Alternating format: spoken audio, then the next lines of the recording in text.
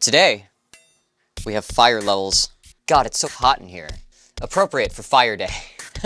Alright, let's start with a song that I am familiar with. This was suggested by Spoonie in the chat. It is Red Hot Coronia from Klonoa Door to Phantomile. I have heard this song quite a few times. It's one of my favorite tracks from Klonoa, from the first Klonoa, for no reason in particular other than just the vibe. So, as per usual, once for vibes and then again for analysis. Let's go.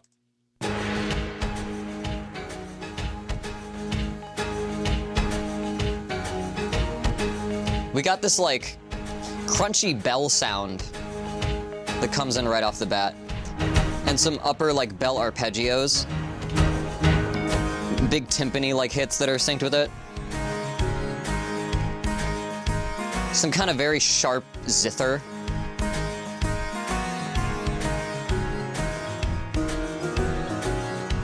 It's very buzzy. Some strings on the left side. Either doing a root or a fifth, I think. And then they take over the tail end of the melody.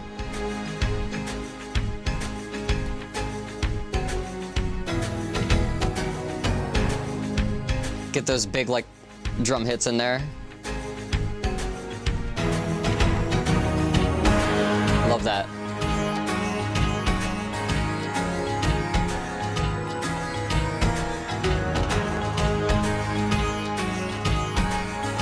Everything about this, like, melodically and, like, chord-wise, reminds me of, like kind of counter melodies you would find in, like, an 80s pop song or something, you know?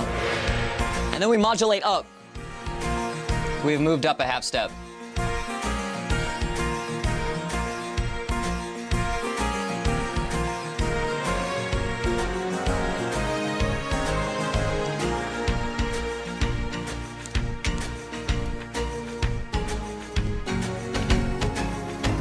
Yeah, then we're back in this like B section, but just higher up now.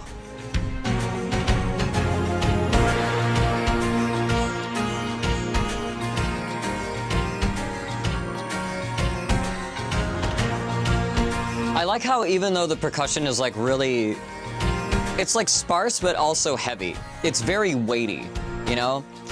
This is also like a factory-ish kind of level, so they're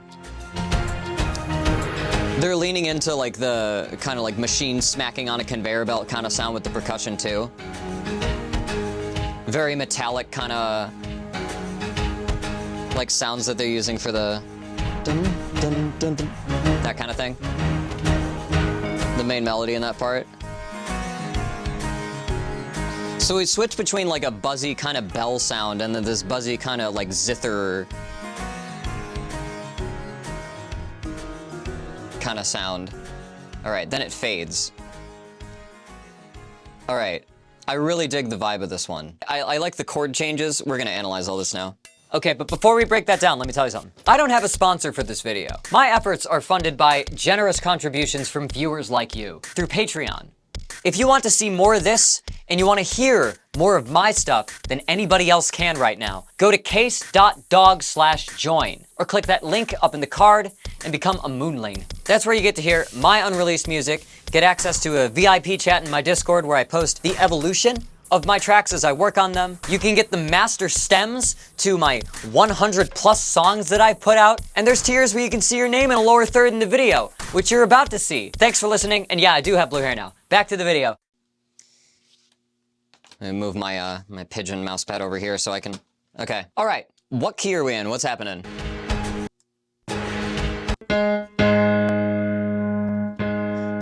Sounds like A flat.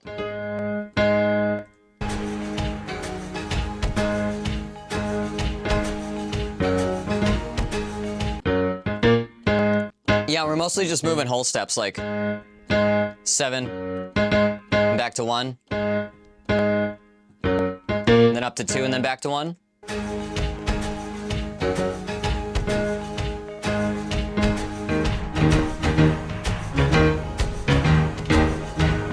I like that. So it does this thing where it hops between 7 and 2. And then we go down to 5.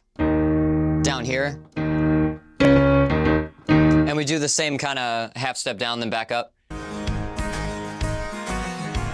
Very mechanical, like, when things step in like a whole step, it sounds very methodic and like mechanical. It's got that intrinsic factory vibe to it compositionally too.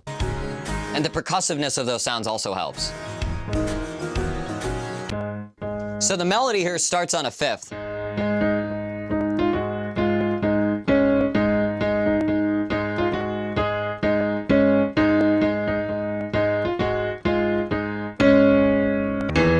Then I think it goes down to a 6.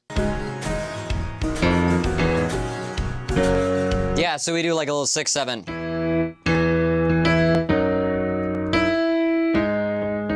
And it always returns to that fifth, just as like a, you know, mechanical, orderly kind of thing. It goes somewhere and then it comes back to that.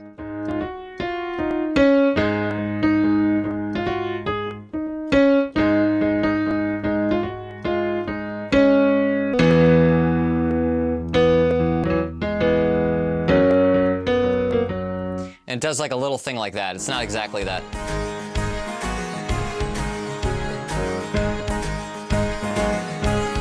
And then we have these strings up on, we have this string part up top that just, it's on the left that just kind of adds a root on the offbeat, just like up high.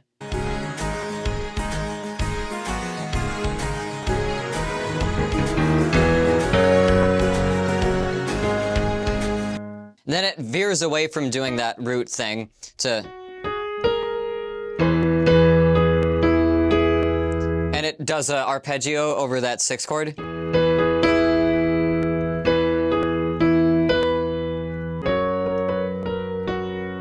then it kind of does a little walk down through the chord of the 7, and then returns to the root.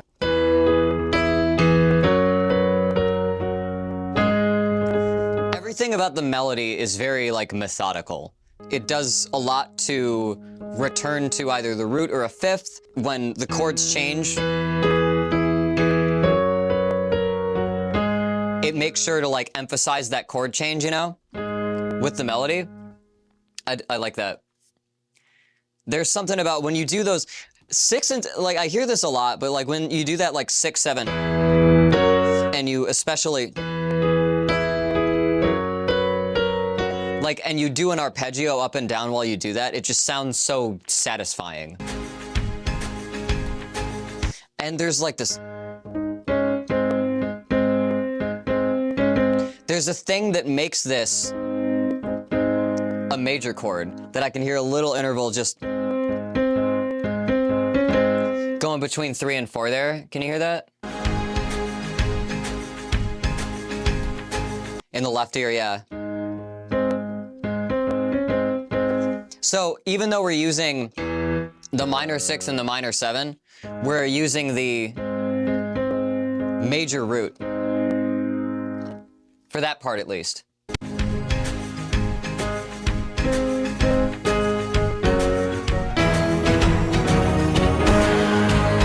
Okay, there's a little something weird there. It almost sounds like it's just doing a 7, 6, 7, 1, but...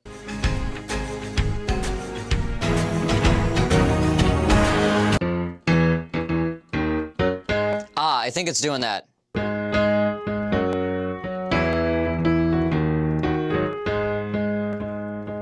So we get a little bit of the Andalusian. Just a one-off there. 1, 7, 6, 5. Okay, and then here's our B section, which I love.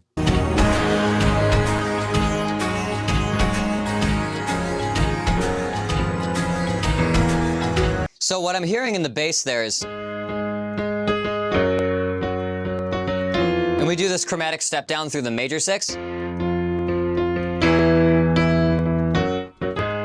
Like land on the minor 6 and then go back up. So we get... Is that brain stew?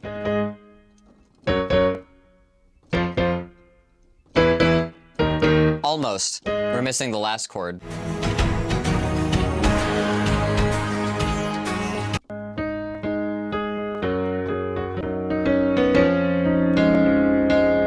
I love that. When it hits that note, yeah.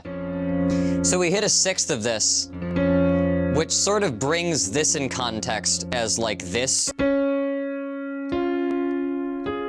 kind of spelling out like a D flat sort of chord-wise, but just implied between the bass and the melody. I love sixth intervals, love that.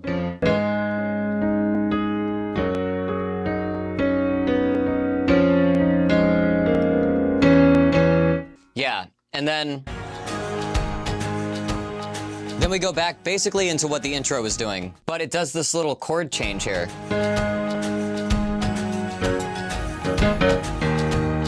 Yeah, so.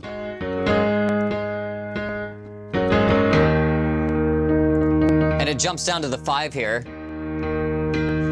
And I think we modulate up after this, right? I hear like a little thing like that on strings. Playing some notes that are not in the original key, just to signal to you that like, hey, we're about to modulate. We're about to modulate a whole step up. So now we're in B flat.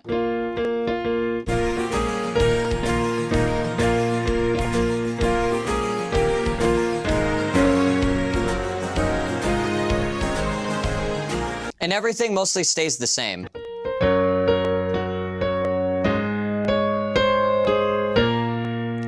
We do that again.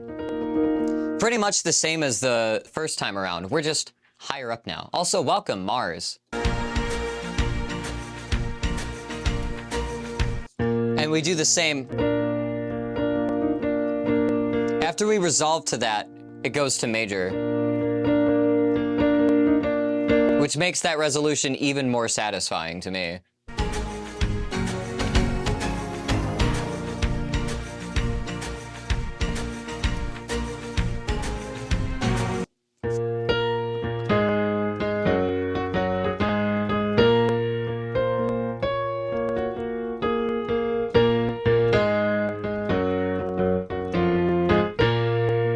Doing pretty much the same thing there.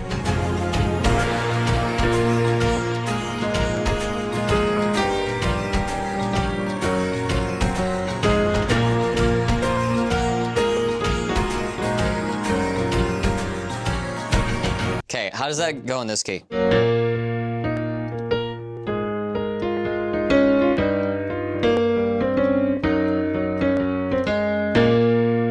We have that.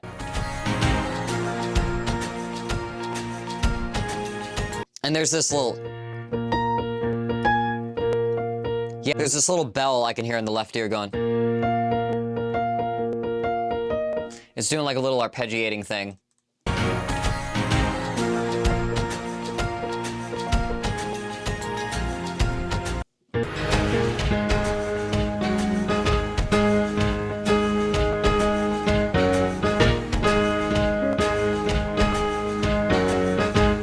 Now we're back into A flat.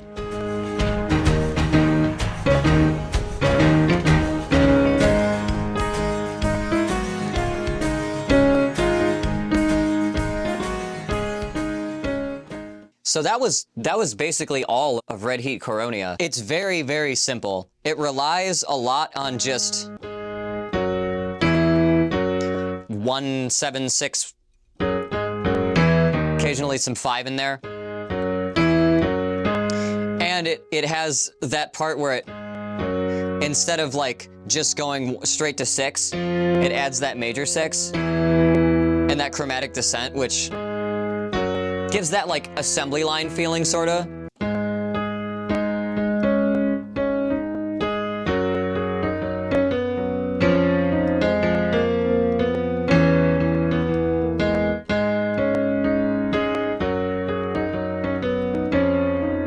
I really love that melody and those chords. It's very like I said, it's almost like the kind of like backing thing you would find in like an 80s pop song or something. Everything about this is like satisfying to me compositionally. I love this song. It's not like a favorite. It's definitely my favorite off of the Klonoa 1 soundtrack. I would have to give this a 4 out of 5. I really appreciate the song. I really appreciate everything it does, but it is a little stock. It could be doing a little bit more. I like what it does. I like the modulation. Kind of wish that it had like a different section in the modulation that was like not just the same thing, but like up and then going back down, you know? It could have been a tad bit more interesting, but you know. This is a 4 out of 5 for me. Waxing Gibbous for Red Heat Coronia from the Klonoa Door to Phantomile OST. Thank you, Spoonie, for that suggestion. All right, how do you think I did? If you like the analysis, hit like. If you want to see more stuff like this in the future, hit subscribe and the bell to make sure you see when new videos go up. Let me know what you think. Is there anything you think I missed or glossed over? Let me know in the comments. I would love the feedback.